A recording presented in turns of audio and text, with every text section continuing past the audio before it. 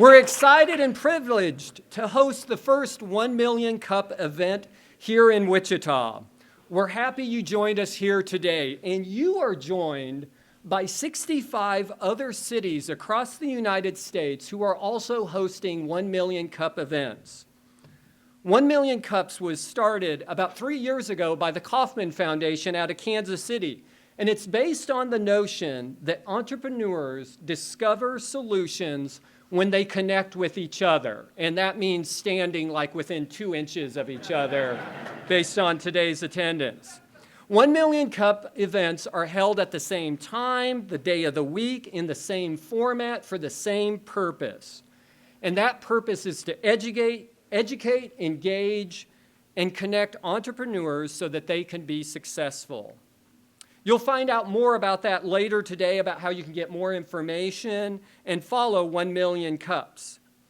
And I'll briefly describe today's format in a few minutes, but before I do, just a few other items to mention.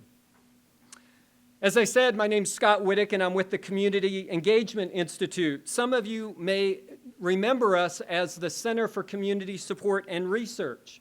When we moved to this new facility in the heart of Old Town, we changed our name to represent and emphasize our purpose, and that is to connect and create partnerships with the community.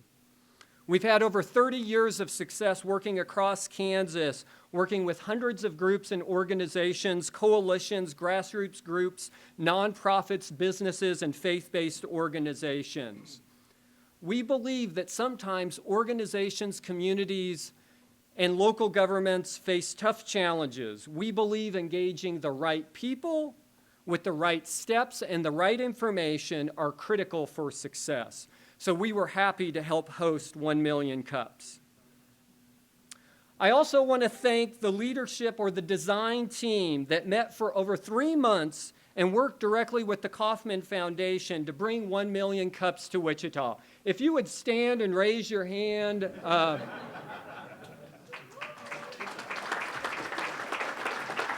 Some of them are back at the registration table. They've done amazing things to bring this event to Wichita. I also especially want to thank Martin Pringle for contributing some of the startup costs and needs, Reverie Coffee for providing great coffee for this event. Also, I want to mention about coffee. If you go to the website you see here and also underneath here, register there, and there are coffee mugs out at the front desk. If you do that during the meeting, anytime during the meeting, you'll be able to grab a coffee cup on your way out. Also, Nitro Joe's. So if you've never had Nitro Joe's, the coffee in the back, the cold coffee, try it. It's wonderful. It's in the back. Thanks to Nitro Joe's as well. So the format for today. It's a brief 6-minute presentation, followed by 14 minutes of questions and answers, ending with a final question for our presenter. What can we do as a community to support you as an entrepreneur? These events are videotaped and archived for future reference, so if you would, I see people kind of have moved out of the way of the video. That's great. You'll have an opportunity to go back to not only this event, but also the events in the other 65 communities to hear other presentations. The presenter will present on what's most valuable to them to get feedback on from you as the audience. So before I introduce our first presenter, a few logistics. First of all, help yourself to coffee. We literally may have run out, so with this type of attendance, but if not, hopefully we have some. Make yourself at home if your home is standing room only. Restrooms also down this hall, just as you entered in. Also, we do have mics. The event is being videoed and microphoned as well.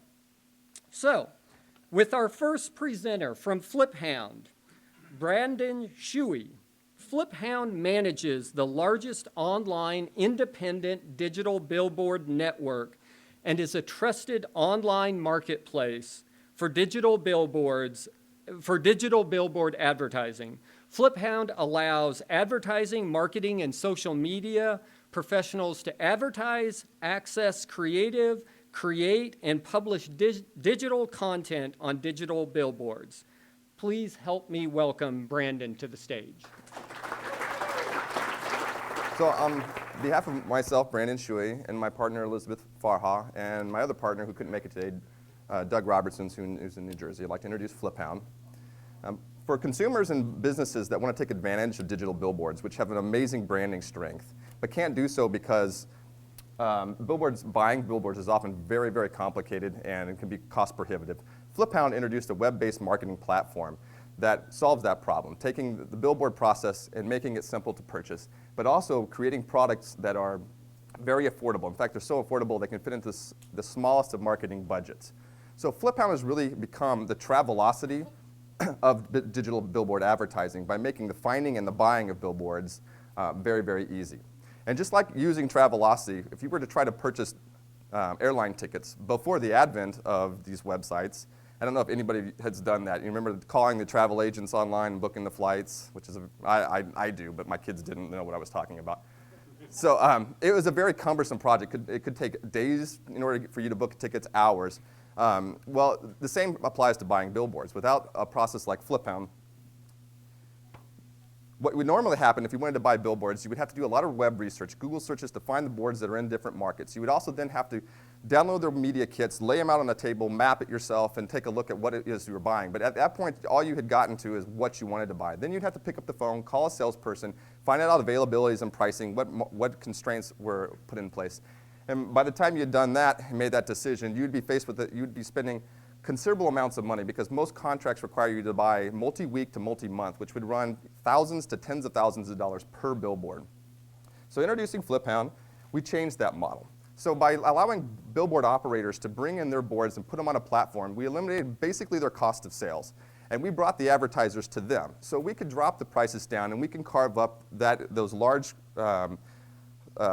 pieces of duration of time into smaller increments and allow you to buy what you needed when you need it in two fashions, either in a guaranteed way or a real-time bidding way.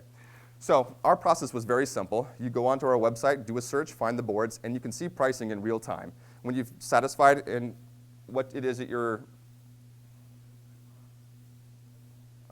when you found what you're looking for, you could then add them to a campaign, set the budgets, set your start dates, end dates, and you're off to the races. Upload some creative, hit the go button, and your advertising is live in seconds. I'm going to walk you through this process really quickly. If you have questions later, be sure to ask me, and we would also be happy to show you a demo. So as an advertiser, you can log into the site, and you're given three options to look at. You can look at your campaigns, what billboards that exist in our platform, and your creative that you uploaded. We're going to first take a look at the boards, and you're presented with a map and the option of buying both packages and real-time bidding. Now, packages is guaranteed content. So if you buy from the first to the second, you're going to get that ad. But real-time bidding, you're bidding against other players. So you can often get outbid, which puts you at risk, but you get to name your own price. So this is a map of the United States and the boards that we currently have on our platform. We're going to look at Wichita. And by clicking on a board, you can see a lot of information about it, all the normal things you would make a decision based off, like the impressions, but you can also see the pricing. So in this example, I'm going to add a couple of boards to our shopping cart on the bidding platform site. And with the shopping cart, you get some information, but it helps you to do your planning. So up there you can see that we're running day parts, which is an interesting caveat to buying stuff. We also have the impression counts, and we have the cost. I'm going to add some boards to it.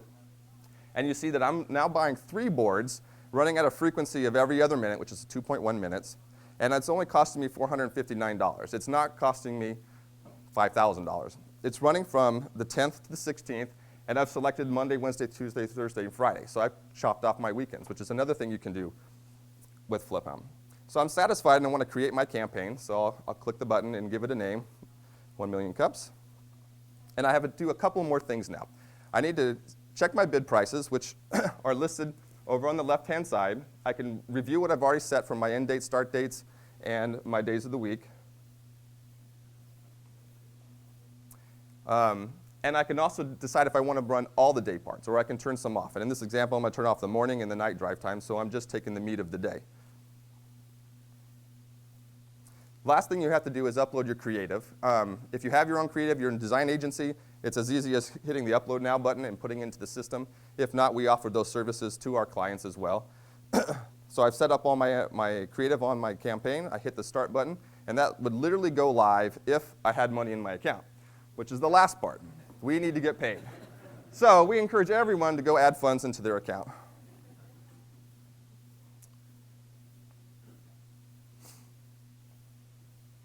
Okay, so the alternative to real-time bidding is the package buying. Now, package buying is guaranteed content. So from the 10th to the 16th, I want to run, you won't get outbid. And package buying comes in two formats. You can buy our grouped packages, which are pre-canned. You can't make any decisions other than buying what it is, like buying it off the shelf. Or you can select individual boards, and you can buy your boards in eaches. So you can essentially build your own package. All the pricing is listed out before you. So there's no negotiating on this side, but it's also, you don't have to wait around to find out if you can afford things or not. So you can buy that package and be live the next morning. Everything starts on the midnight of the next day. So that's great for the advertiser side, but there's also a board operator side. If you own boards, which probably all of you do, they're in your backyard somewhere, and you want to get them sold, you want to enroll them into the FlipHound system, and it's free to do so. So you can enroll your boards through our website. It's self-service, kind of like Airbnb. You list your board, put in the details that you want to, how you want it sold, and whether you want real-time bidding or packages. You get access to all the information that we have access to. So right here, it's showing an ad history. So if we play an ad on your board, you get to see who it was. You can even see the advertiser. And if you choose to do so, pick up the phone, call them, and try to convert them back over to maybe a long-term contract. We have no problem with that. The pricing you set up, both on your packages and the real-time bidding side, allows you full control. Whatever you set your price to, if it's sold at that price, all that money goes straight to you. FlipHound makes their money by marking it up. We charge the advertiser a little bit more in order for our service. And that's the really brief tour. So how big is our market size? It's 10 billion. We presently only offer the real-time bidding and the packages on the digital platform, but this year we'll be introducing the static billboards, so you can also make purchases on the static side. There's about somewhere between 5 and 10,000, 15,000 digital billboards. There's 450,000 static boards. So we're introducing that to allow people to make much broader purchases, which appeal to large campaigns. We're also introducing, we're going after a little bit the online marketing ads. So that's ads that are spent in market, local ads, that are going on Google websites or Facebook websites that work just as well on a digital billboard, which is essentially a monitor. Time? Okay.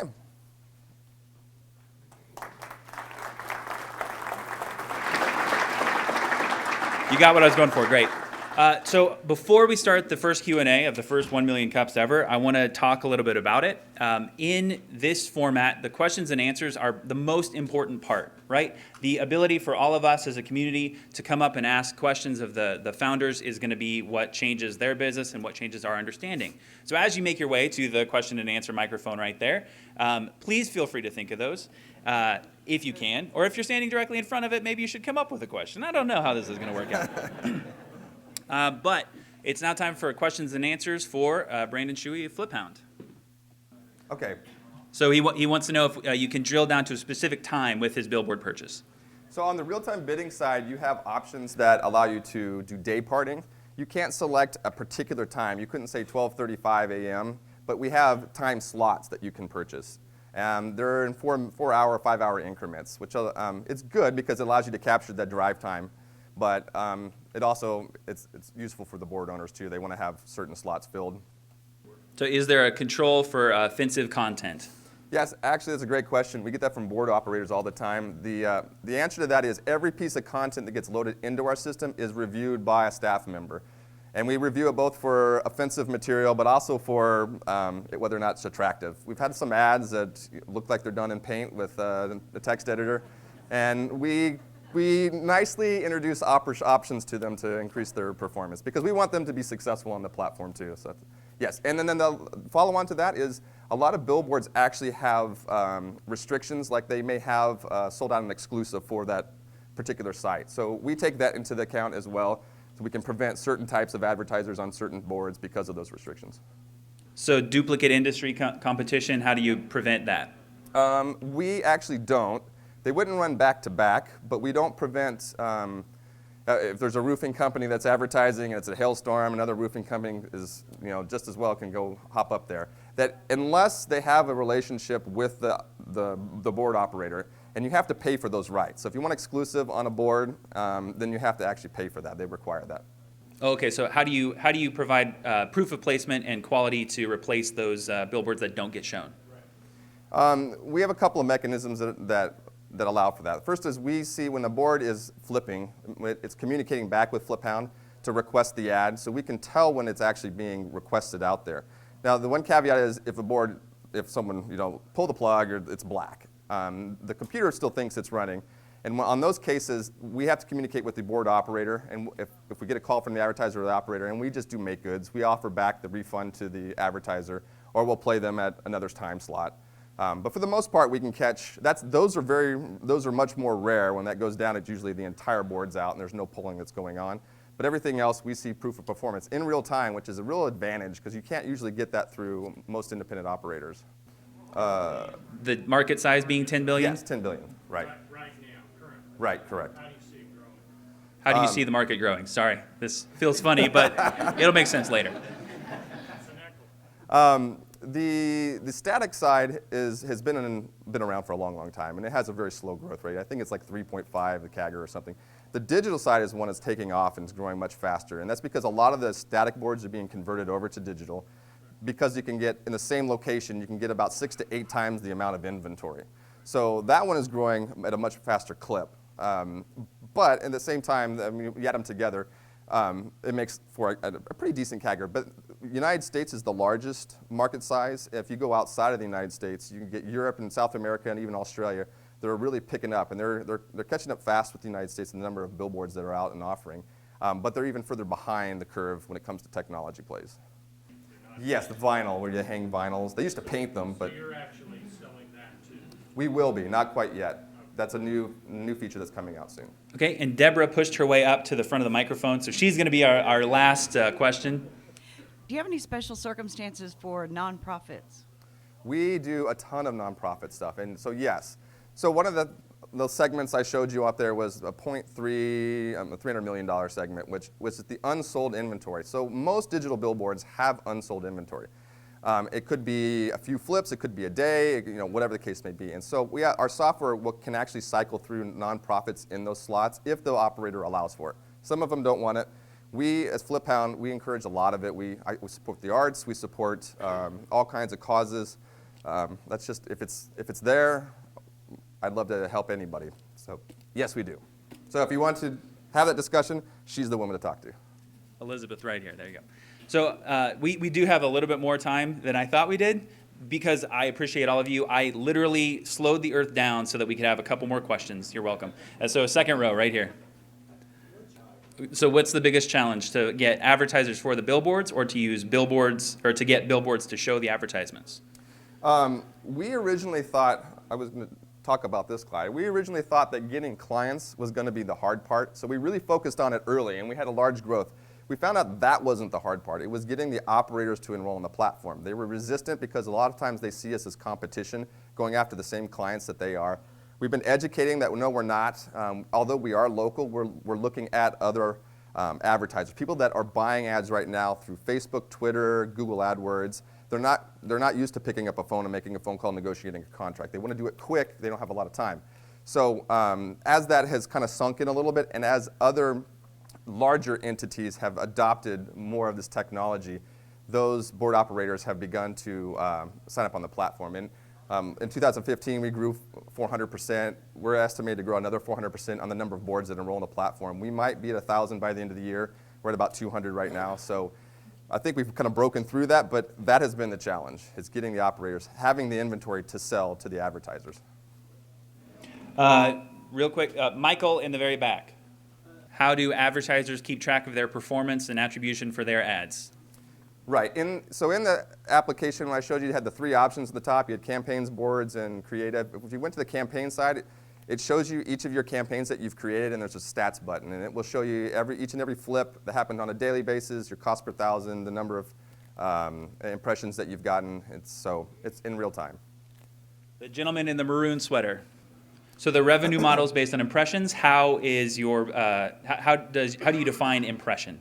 So an impression is defined by the industry as an 18 or older that's driving past a billboard.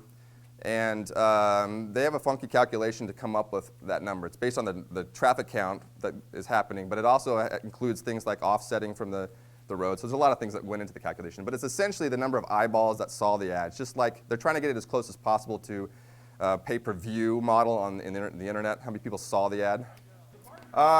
Not to get an impression. What they do on the digital side is they take the total time played versus your loop. If you have a 60-second loop and you played 10 seconds, then you captured 1/6 of that impression count. That's in the old vinyl world. Every car driving past it would see the ad, right? But you only get to see 1/6 of it. So that's how they offset that number.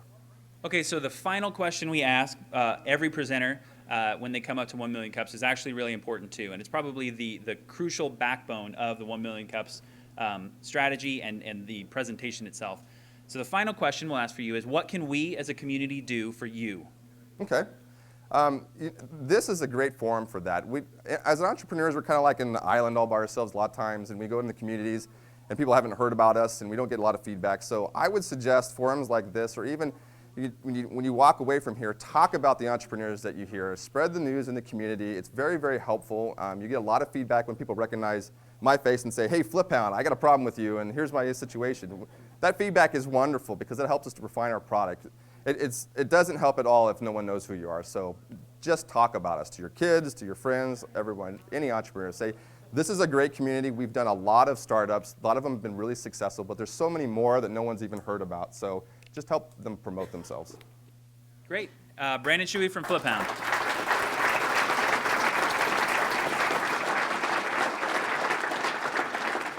I'd like to thank all of you again for coming out and showing up, supporting this new program. Half of you can't come next week because, I'm kidding. Please come back. We have a lot of ways that you can talk about 1 Million Cups and the program itself.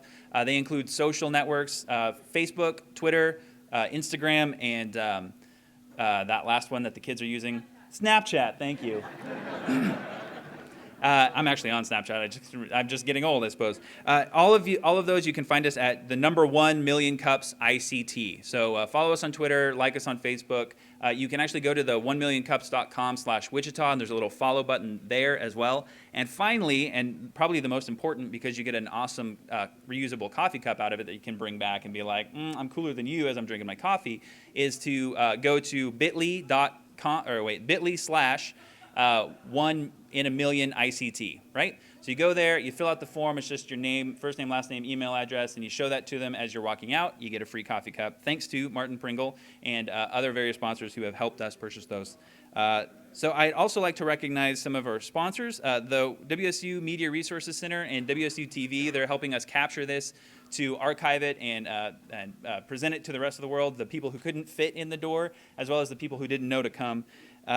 And KMUW for being a media sponsor and probably helping get a lot of you here, and Innovar, who's going to help, Innovar at Wichita State University, who's going to help present and live stream this event in the future. So thanks again to our sponsors.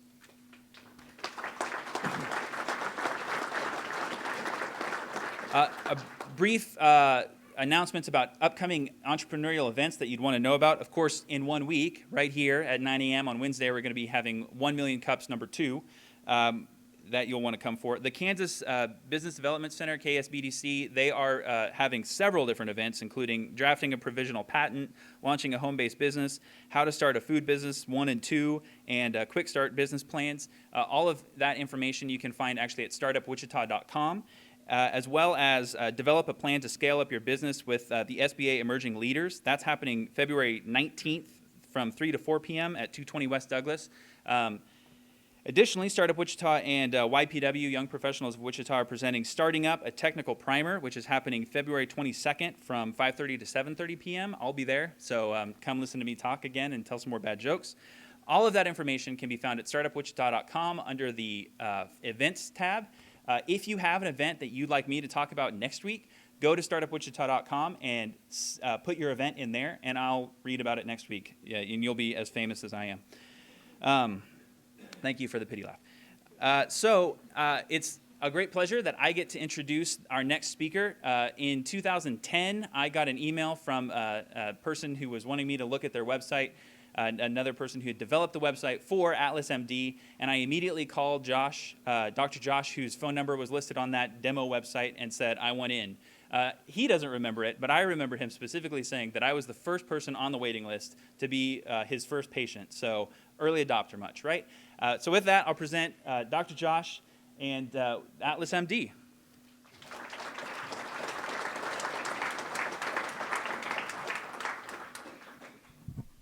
Good morning, and thank you for having us. So, as he said, I'm Doug Nunemaker, And I'm Dr. Josh. and we also brought doctors Michael Palomino, Christy Smith, and Jared Johnson, so the whole Atlas team. We're going to talk a little bit about Atlas.md and healthcare in general.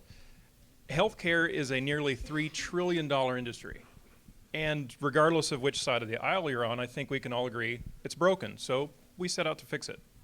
So we started 5.5 years ago, September 2nd, 2010, with an idea that we could, much like Hound, take a complicated product and make it much simpler.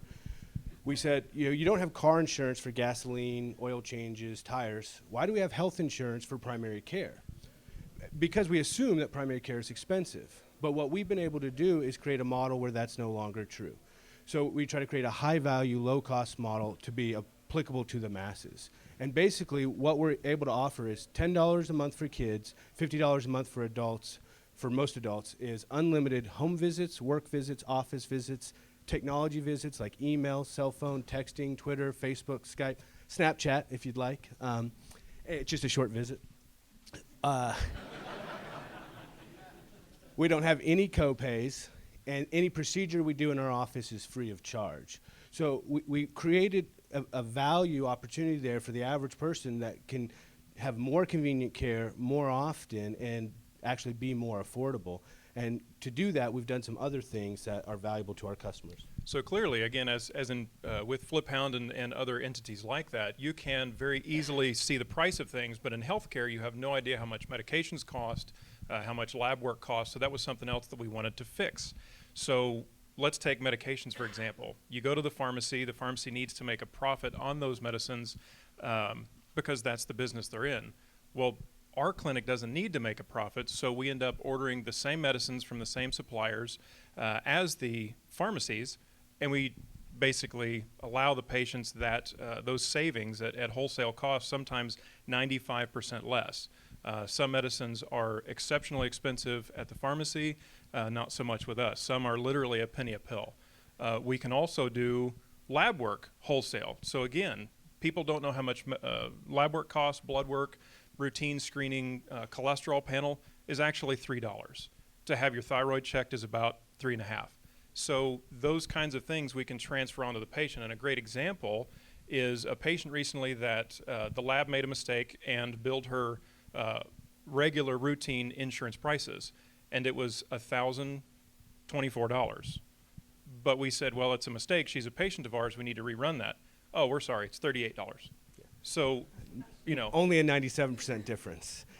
And Silicon Valley doesn't get out of bed in the morning unless it's a 10x improvement. But we don't see that sort of true disruptive innovation in healthcare, and we wanted to do that. So now we can bring all that value that we've mentioned and extend that to your employer's health insurance as well. So with our team, Joe Martin and David Powell also here, we can decrease an employer's insurance premiums by 30 to 60% in the first year. Quite simply, you're just insuring less. You're carving out things from the plan, but you're backfilling that in with Atlas.md, concierge medicine, direct care for a fraction of what it would cost. So now you have just as much health insurance as you wanted, but we might save an employer $2,000 or $3,000 per employee per year. Johnson's Garden Center, another local employee, a great supporter of ours. Last year they spent $101,000 on premiums and got $46,000 of it back. So it works out well, especially for small employers. So this has become a national movement that we are proud to be a part of. We've helped over 150 doctors convert into this model in the last 2 years. We've created the leading software platform for physicians doing this model, and we offer a consulting arm of our company, and we'll do that for free to employers or to doctors to help them see how this can be beneficial. We're trying to get to that tipping point where this is already the fastest growing model of care in family medicine, but it needs to grow faster. There's 250,000 family docs, and most are practicing in a broken insurance system. 50% of physicians are burnt out, and a third of them suffer symptoms of suicidal ideation. We lose a physician a day to suicide because the current system is causing more problems than it's helping. And I think you probably see that in your experience with complicated, expensive bureaucratic care. And one of the things that allows us to do what we do is seeing far fewer patients. You wouldn't take your car to a mechanic that's fixing twice as many cars as they can actually handle, because half of the cars aren't going to get fixed properly. So instead of seeing the several thousand patients that most doctors end up trying to take care of, we limit to about 600. Our minimum appointment times are 30 minutes. So if you come in and have a rash and we're done in 30 seconds, you have another 29 and a half minutes left that you have my time for. So you can actually have complex issues that will give you time that you need. Or if that rash needs to be biopsied, we'll do that as part of your membership for free to take out the cost algorithm of care.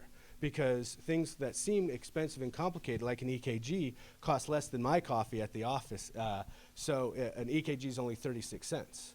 But we have that price transparency. We can show that to our patients and absorb those costs. And so that's how we're trying to advance healthcare and put a dent in the medical universe. And we can do the same thing with imaging. Sometimes MRIs are quoted for $1,800 or $2,000. We can do them for about $400, $450.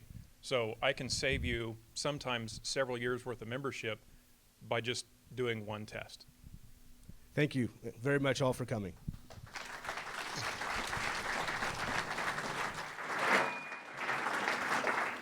Thank you, guys. We appreciate it. Now, just like with FlipHound, we're going to open it up for some Q&A, and we're really not able to get to the mic, so if you have a question, yes, right here. Sure. So the question is if we're trying to get into the hospitals or if it's just outpatient.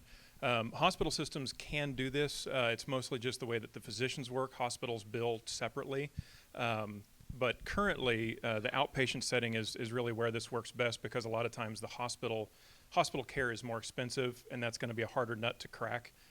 So right now they're more separate, but it will start to break down. We'll probably do that in segments like outpatient surgery. Surgery Center of Oklahoma is a great example where they can save a patient $50,000 on a surgery depending where they come from in the country. So there's other specialists or out pockets of medicine seeing that less red tape, more price transparency is a better product. So it's really just a membership model. It's Costco. It's a buyer's club. We make the majority of our profit off of the membership fees, and that way we can give everything else out at cost plus, typically for us, 10%. So we mark up meds and labs 10% because that allows us to cover our costs in that, the needles, the bottles, the labels. But where no one else in medicine is able to tell you exactly what something costs, we want our patients to know exactly what things cost. So that piece is more of pass-through, and the model is the memberships. Can I repeat the question? Yes, I can. Okay. See what I did. Sorry. All right. Yes, is our profit limited? In a lot of ways, but it's scalable in the sense that it's Lego pieces. What we've done is, as we've grown, we've added more physicians. So we started 5.5 years ago with 1 doc and no patients. Now we have 5 docs, 2 locations, and we just keep building that. So actually adding more skill sets and testing features, abilities to the model. And I think as we get more efficient, we could add more patients, but it's like any restaurant. If you have space for 30, you have a kitchen that can serve 30, but you build a space for 60, you're going to be letting down a lot of customers. So we're very sensitive to that customer experience, that it doesn't seem overwhelming. My doctors are salaried at $200,000 per year for their 600 patients. The last 2 doctors I've hired were salaried at $140,000 through the hospital system for 20 or 30 patients a day. So it actually works out better in our model. We're able to do more care more often, more profitably, but at a lower price. And it keeps you more honest, because instead of, if it's a rough month and you're not seeing very many patients in the traditional system, you might be more incentivized to order that extra EKG because you're charging more for it. In my case, if we're giving the EKG away for free, if I think you need it, you really need it. So it's actually a way to bring back trust. Yeah. Is there a political risk to the model? We stay very neutral in that regard because what. Yeah, but politically, yeah, change is always hard, and I think a lot of times what the business has to do is find that third alternative. And Steve Covey has that great book, The Third Alternative. And so, generically speaking, and I presented to the Kansas legislator on this topic, the left says, let's do more care for more people, and that's a laudable goal. And the right says, but we only have so much money, and we don't actually have enough for the state anyway, so we have to be fiscally conservative in what we spend. And we say you can have both. Because when a CBC, a blood test, is $2, actually it's $1.69 with us, versus $50 anywhere else, your dollars just go farther. So now, again, generically, we can make the left happy because they get a lot more purchasing power and they can do more for more people in a way that's helpful to the state. The right says, okay, we can do a whole lot more in a budget neutral or budget friendly way, but also our ability to decrease insurance for employers brings money to the state, and that makes both sides happy. Well, and we also have been very active in our overall, the DPC forum in politics and trying to make sure that everything is safe and legal. So Section 1301A3 of the Affordable Care Act says that a qualified plan plus direct primary care is qualified. So it counts, and we've tried to make as much sure of that as we can. We've helped pass direct primary care friendly laws in 14 states and are working on several others. So we've really worked hard to position ourselves as thought leaders at the top of the movement. Yeah, that's something. So question is, can we get what we're doing in combination with a qualified plan, and whether or not the fees, our membership fees, can be counted basically towards deductibles or something to that order. We do, actually. Dave Powell and Joe Martin have been very integral in helping us find insurance plans that are customizable for people. The document 502 of the IRS states that any service provided by a physician is qualified. So, in our opinion, that is very much qualified, and we're working on trying to make sure that you can use FSA or HSA dollars for that.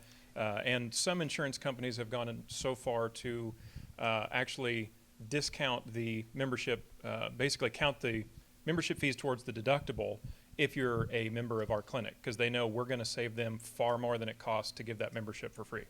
There is, just in full disclosure, a little bit of gray area on that HSA, and we're working at the state and national level to try to clarify that to make it even easier. But again, very effective. The type of insurance model we work with for employers is a self-funded model. That was normally restricted to groups over 50. We can do groups down to 2 now. So it opens up that small business community significantly to be able to care for a lot more people in a lot more cost-effective way. So you talked a lot about your direct care that you actually do with your doctors in your offices. Can you tell us more about the consulting and your software that you've developed to help other doctors take on this model? Sure. So within the first 6 months, we had 9 different software platforms, and we quickly had the best problem a company can have is you're growing too quickly and you don't know how to manage that growth. When we started, they said this would never work. This was still such a new model that less than 1% of doctors even knew what this was. So we had to figure a lot of it out along the way. And bringing that back to the Wichita community and the startup community here is we were able to use local software developers to build unique and now industry-leading software for how we run our practice. The average doctor's electronic medical record is cumbersome, slow, regulated, and because we don't do most of what most doctors do in terms of insurance billing and that documentation, that coding, that bureaucratic process, that frees us up to move a lot quicker and build software that helps doctors and patients. And most patients aren't used to being able to just text their doctor. Just last night I got a picture of a red eyeball of one of my patient's children that they thought had pink eye. So texted me a picture, I looked at it, asked him a few questions, and sure enough, it needed some antibiotic drops. Didn't have to go to the ER or urgent care. It's something that we had to figure out how to document in an electronic medical record when insurance companies really aren't doing that. You don't want to flip through our phone photo albums. Zing. Good question. Can we expand the model into dental and vision? We ourselves, not as family physicians, will stay in our wheelhouse, but I do think there is an option for either fee-for-service or membership-type payment models for lots of specialists, whether that's endocrinology, cardiology, dermatology, vision, dental. So each one would be structured a little different, and we've had talks, and there's actually a dentist in town, of course, name slips me, but who does have a payment plan for the year that offers a certain amount of services. It's Netflix to Blockbuster. Blockbuster didn't know how often you'd come in, and they only had 20 copies of the top movie. Netflix has made the product digital. So as we've made that product digital, we've been able to be a lot more responsive. And to go back to Kenton's question on the consulting side, because I think it's an important part of how we grow this movement. We offer the consulting free to all doctors because when they see the model, like any business, it's hard to run. And if they don't have an opportunity to talk to someone who's been there, done that, broke it, and fixed it, they're going to make a lot of the same mistakes that we made, and it slows down the movement. And every time a doctor tries this and fails, it hurts the movement. But every time a doctor does it and is successful, more patients, more employers, more people see that this is a superior alternative to the status quo. So that free consulting branch of our company has been instrumental in our national growth. Last question, but we're going to finish with what we did with Flip Hound. What can we as a Wichita community do for Atlas.md? Sign up.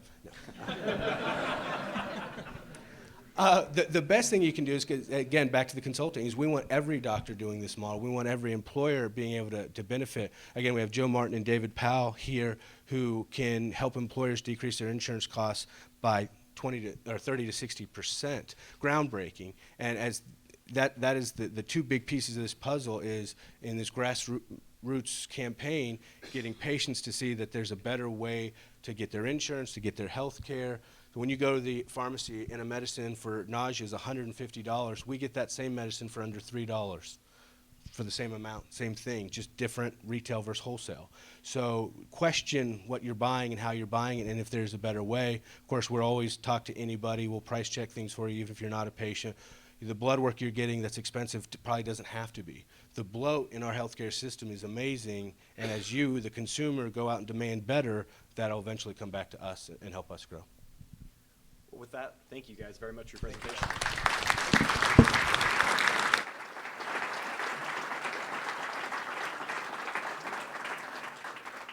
Well, give your guys yourself a round of applause. You're part of the first ever 1 Million Cups Wichita. Thank you very much for coming. This is awesome. And just as a reminder, this is a weekly event. We'll be here next week at 9 a.m. We're going to be having the company's Filament and Postalocity are going to be presented on this stage. And if you guys would, go to 1millioncups.com/Wichita. I encourage you guys to go follow the page, get on social media, Facebook, Twitter, Snapchat, and Instagram. Please follow us there. I would say invite a friend, but I don't think they would be able to fit if we did that. But one thing I want to do is say, guys, look around. This is amazing. I mean, this is really how we're going to encourage entrepreneurialism in this city. This is really how we're going to move Wichita forward. So with that, I want to thank everybody for coming. I want to thank our sponsors for providing the coffee, Reverie, Nitro Joe's, Martin Pringle, everybody in this room, thank you for coming. And we hope to see you guys here next week or another Wednesday in the future. And with that, feel free to network and have some more coffee if we do have any. But thank you all for coming.